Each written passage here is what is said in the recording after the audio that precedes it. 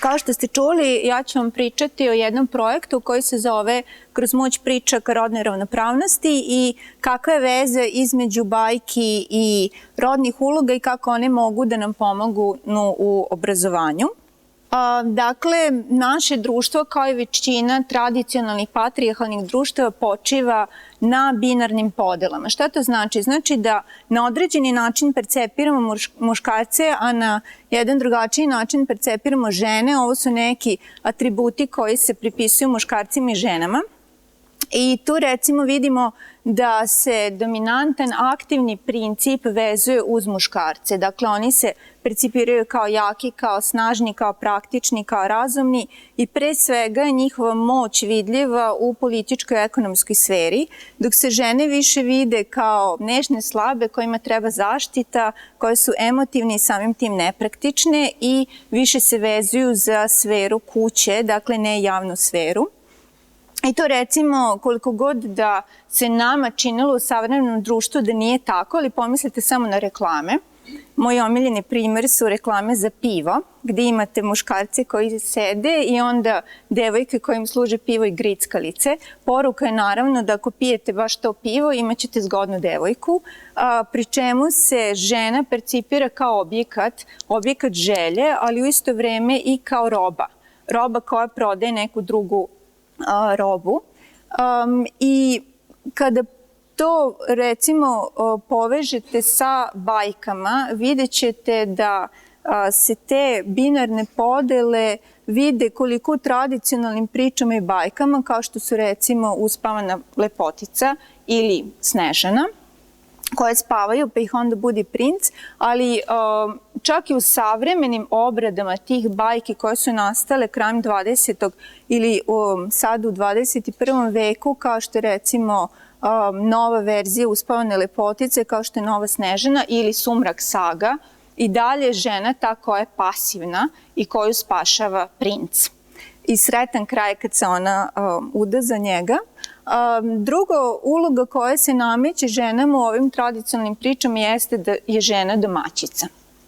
Što je naravno pre 2 ili 3 veka kada su te priče nastale bilo tačno i te priče jesu odraz uloga u društvu onaka kao što su onda postojale.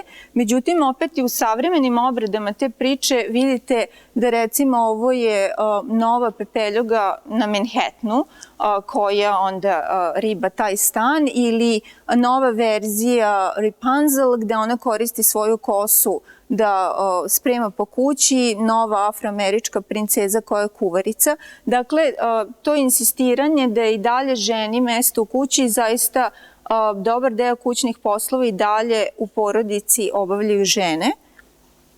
Ono što još vidimo i u stvari više u tim savremenim obradama nego u tradicionalnim pričama jeste kult lepote koji se nameće devojčicama na jednom veoma ranom uzrastu. Kad pogledate kako izgledaju ove Disneyjeve princeze, dakle, poruka je da morate biti visoka, mršava, sa razvijenim grudima da biste bili privlačne i to je nešto kao recimo i taj ideal ili model Barbike može da ima negativne posledice. Istraživanje pokazuju da devojčice koji odrastaju isključivo sa ovim modelom kasnije imaju kritičan odnos prema sebi i prema svome telu. Zašto? Zato što jednostavno ne mogu da dosegnu taj nemogući ideal. Retko ko od nas može ovako da izgleda, može uz pomoć Photoshopa. Tako da onda oni ili mogu da izgladnjuju sebe i to može da vodi ka recimo ozbiljnim bolestima kao što su anoreksija i bulimija, ali važnije je to što su one nezadovoljne sobom. I jedan stereotip koji se provlači u puno ovih i priča i opet savremenih obrada, kako se predstavlja starija žena, kao zla veštica, kao zla kraljica, zla vila i u dobrom delu priče imate taj zaplet da starije žene u stvari pretnja mlađoj ženi. Da postoji taj sukob ne između muškarca i žene, nego između žene i žene, čak i u novim obradama kao što su ove dve obrade Snežane nastale ove godine, da upravo zato što imate taj kult lepote i što se žena vrednuje po svojoj lepoti, kada ona počne da stari i gubi tu lepotu, nije toliko vredna i onda ona u mlađoj ženi vidi svoju suparnicu, pokušava da je uništi. Tu na scenu stupa princ koji onda rešava situaciju tako što najčešće se reši te zle kraljice i oslobađa uspavanu princezu. Ono što je novije u savremenim obradama jeste ideal žene kao ratnice. Što ja mislim da je problematično zato što se tu nameće ženi muški princip. Dakle, umjesto te pasivne uloge da ona pređe u aktivnu ulogu, to se dešava putem agresije.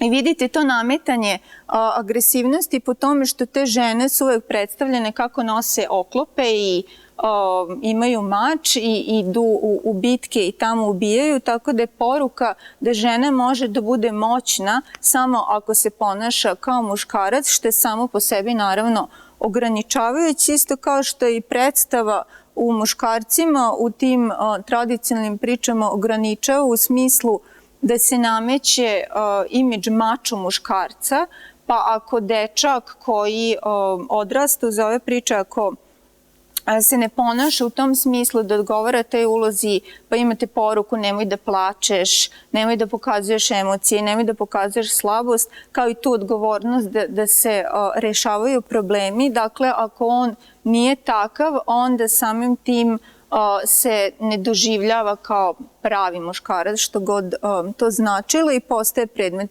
poruge. U srpskim bajkama i narodnim pričama isti modeli su prisutni. Imate pasivnu ženu koja je najčešće majka ili negovateljica, recimo Kosovka devojka, majka Jugovića, majka Kraljevića Marka.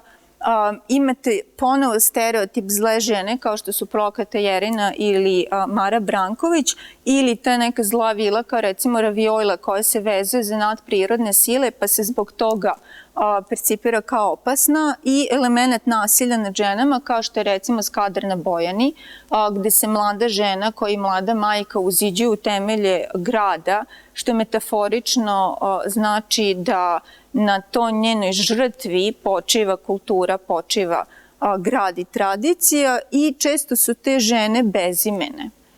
I imaju ime samo ono koje u stvari muževljim ime, kao recimo Mlada Gojkovica ili majka nekoga. I taj element nasilja je prisutan, dakle, i u bajkama kao što recimo Crvenkapa, koju zajedno sa bakom proguta vuk, ali i u pričama koje se, tradicionalnim srpskim pričama koje se i dalje rade u našim školama, kao što je Nemušti jezik, gde muž pretuče trudnu ženu i na kraju priče se kaže ta žena se više nije smejala i nije postavljala pitanja. Tako da to je nešto, kada radite te priče sa decom, jako je bitno raditi ih na pravi način kako ne bi stvorili neke i pogrešne uzore ili traume deci. I zbog toga smo Ivana Milojević i ja napisale ovu knjigu koja treba da posluži u mirovnom, rodno ravnopravnom i inkluzivnom obrazovanju, koja u stvari predstavlja rekonstrukciju tradicionalnih priča. Zašto ja mislim da ne treba da se rešimo tradicionalnih priča, ali ono što treba da uradimo jeste da ih posmatramo na drugačiji način. Pre svega se radi o otklanjanju stereotipa, kako stereotipa o rodnoj neravnopravnosti, tako i stereotipa prema ljudima koji su drugačiji od nas, pogotovo oni koji pripadaju etničkim manjinama. Zatim pružiti deci nove rodne uloge, pozitivnije modele. Ono što istraživanja pokazuju u udžbenicima u osnovnoj školi u Srbiji preovlađuje predstava o ženi koja je majka, koja je učiteljica, spremačica i ponekad sestra, medicinska ili doktorica. Dakle, pružiti prosto različite zanimanje i različite uloge kako devojčicama, tako i dečacima. Zatim, savremene teme. U našim pričama postoje recimo tema razvoda, nasilja u školi, inkluzivnog obrazovanja, zato što se deca teže identifikuju sa tim tradicionalnim pričama upravo zato što se tradicionalne priče ne bave temama koje su njima bliske. I Najvažnije, ja mislim, da se deca i roditelji i nastavnici naviknu da kritički prilaze tim pričama. Dakle, skrenuti pažnju deci da te priče održavaju stvarnost onako kakva ona bila pre 2 ili 3 veka, ali ne stvarnost kakva je u savremenom društvu. I zbog toga nakon priče je dat radni list koji pruže smernice nastavnicima i roditeljima i deci da, dakle, kritički pristupe pričama, ali i da budu kreativni, da stvore sopstvene verzije priča, crteže ili recimo predstavu na osnovu priča i da shvate da postoje različite verzije jedne priče. Jer kultura ne treba da se vidi kao nešto što je zaovek dato, što je zamrznuto, što je okamenjeno. Kultura je fluidna, kultura smo mi smo ti koji stvaramo kulturu, a ne da nam je kultura nametnuta, pa samim tim kad su deca stvaraoci, onda oni to i bolje razumeju i suprotstavljene diskriminaciji i nasilju, dakle akcenat je na mirovnom obrazovanju i na razvoju ekološke svesti. Kako to izgleda na konkretnim primjerima? Ovde imamo priču o Crvenkapi, dakle postoji ta rekonstrukcija nasilja prema Crvenkapi i baki, kao što sam spomenula. U našoj priči Crvenkapu otme vuk i stavi u zamak koji čuvaju vukovi. Međutim, ona sa svojim drugaricama putem saradnje i dakle sa drugaricama i pritomljavanjem tih životinja uspeva da se spase i onda ta saradnja predstavlja u stvari otpor nasilju. Ili recimo u Pepeljugi, gde u tradicionalnoj priči Pepeljug ugrožavaju zla maćeha i zle sestre i ona je marginalizovana samim tim što je siromašna.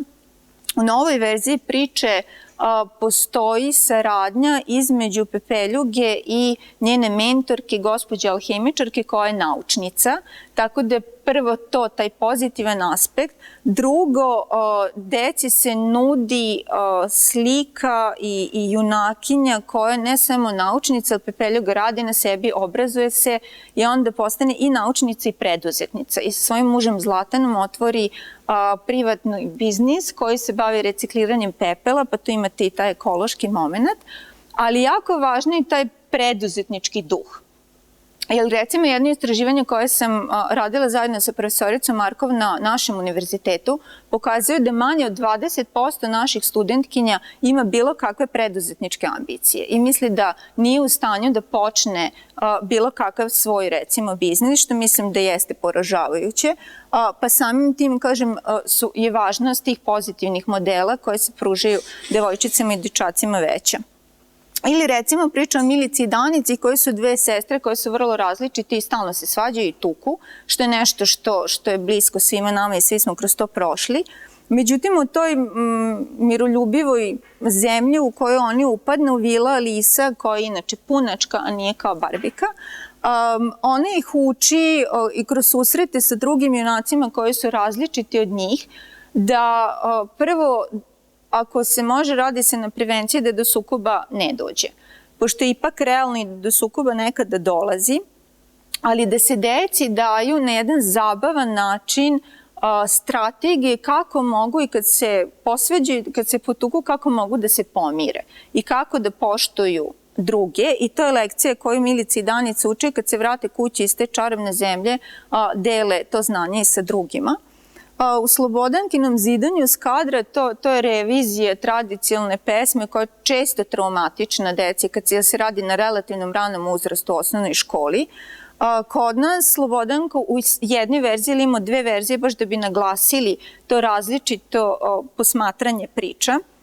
Ona postaje arhitektica i postaje isto preduzetnica i svoje znanje, svoje sposobnosti koristi tako da stekne poštovanje u zajednici, da dobije onda i političku moć i kasnije pomaže drugima, a postaje dobar uzor za svoga sina Jovana i opet imate taj spoj, dakle, i preduzimljivosti i obrazovanja. I na kraju pesmica o maloj princezi koja u stvari otvara našu knjigu. To je pesmica o jednoj maloj Romkinji koja sebe zamišlja kao princezu, zato što je to prosto neki model koji se, kažem, nudi svoj deci. Međutim, u školi, u toj prvom delu pesmice je škola okruženje koje nju ne prihvata. i druga deca se njoj rugaju zato što je Romkinja, zato što je drugačija i onda roditelji premeste u jednu drugu školu koja je u stvari uzor kakva škola treba da bude, gde postoji saradnja između nastavnika, roditelji i dece i zahvaljujući toj ohrabrujućoj atmosferi ona postaje uspešna i dobije diplomu. Ta pesmica se puno radi u školama gde se radi na inkluziji romske dece i pokazala se kao vrlo uspešna baš zato što pruža drugačiji model. I uopšte naše iskustvo sa promocije knjiga, sa radionica, u razgovorima sa roditeljima i decom, da njima puno znači to što vide da postoji alternativa i da postoje drugačiji izbori i da deca mogu, dakle, da stvaraju i svoje priče i da učestvuju njima. Tako da ako vas više zanima o projektima i radionicama, možete se informisati na našem sajtu. Hvala vam.